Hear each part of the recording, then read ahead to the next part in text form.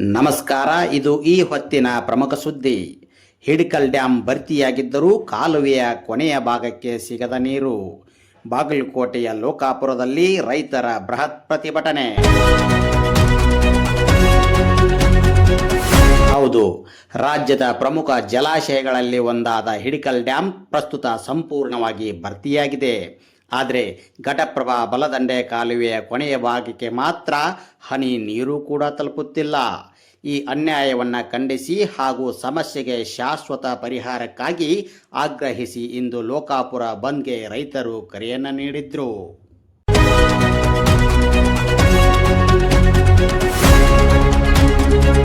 ಇಂದು ಬೆಳಗ್ಗೆ 9 ಗಂಟೆಗೆ ಲೋಕಾಪುರ ಹಾಗೂ ಸುತ್ತಮುತ್ತಲಿನ ನೂರಾರು ಗ್ರಾಮಗಳ ರೈತರು ಬಸವೇಶ್ವರ ಸರ್ಕಲ್ನಲ್ಲಿ ಒಗ್ಗೂಡಿ ಬೃಹತ್ ಪ್ರತಿಭಟನೆ ನಡೆಸಿದರು. ನಮ್ಮ ನೀರು ನಮ್ಮ ಹಕ್ಕು ಎಂಬ ಘೋಷಣೆಗಳೊಂದಿಗೆ ಆಕ್ರೋಶವನ್ನು ವ್ಯಕ್ತಪಡಿಸಿದರು. ರಸ್ತೆ ತಡೆ ನಡೆಸಿ ಸರ್ಕಾರ ಮತ್ತು ನೀರಾವರಿ ಇಲಾಖೆಯ ವಿರುದ್ಧ ಧರಣಿ ಕುಳಿತಿದ್ರು.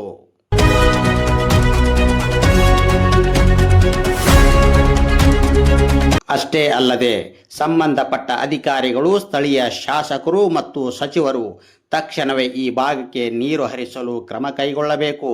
ಇಲ್ಲದಿದ್ದರೆ ಮುಂದಿನ ದಿನಗಳಲ್ಲಿ ಉಗ್ರ ಸ್ವರೂಪದ ಹೋರಾಟವನ್ನು ಮಾಡುವುದಾಗಿ ರೈತ ಮುಖಂಡರು ಸರ್ಕಾರಕ್ಕೆ ನೇರ ಎಚ್ಚರಿಕೆಯನ್ನು ನೀಡಿದ್ದಾರೆ.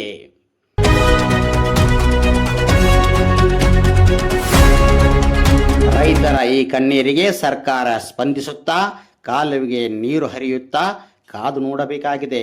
ಕ್ಷಣ ಕ್ಷಣದ ಸತ್ಯ ಸುದ್ದಿಗಳಿಗಾಗಿ ನೋಡುತ್ತೀರಿ ಡಿವೈನ್ ಮೀಡಿಯಾ.